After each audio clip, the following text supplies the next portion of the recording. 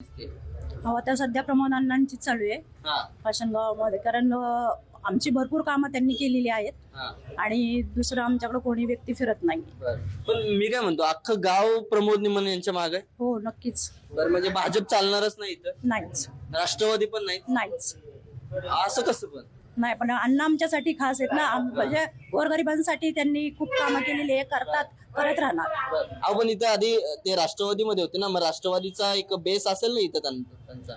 राष्ट्रवादीमध्ये असताना पण त्यांनी खूप कामं केलेली आहे, पण ऐन वेळी आम्हाला तिकीट नाकारल्यामुळं अपक्ष उमेदवार म्हणून त्यांनी उभं आम्ही त्यांना सपोर्ट केला की उभं राहावं म्हणून, आणि ते उभे राहिलेले.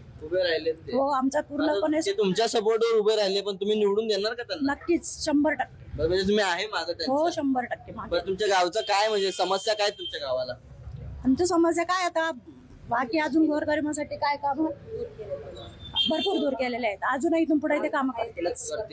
करणार 100%. म्हणजे इतर नगरसेवक होते, बालवडकर असतील, चांदरे असतील, सायकर असतील, कळमकर असतील, ते फिरकले नाहीत का इथं?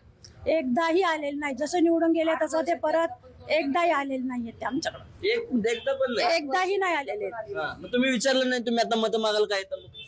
नाहीच, मला आलेच नाही अजून. इकडे फिरकलेच नाही? नाही, अजून तरी आलेले नाही. अजून तरी आलेले नाहीच.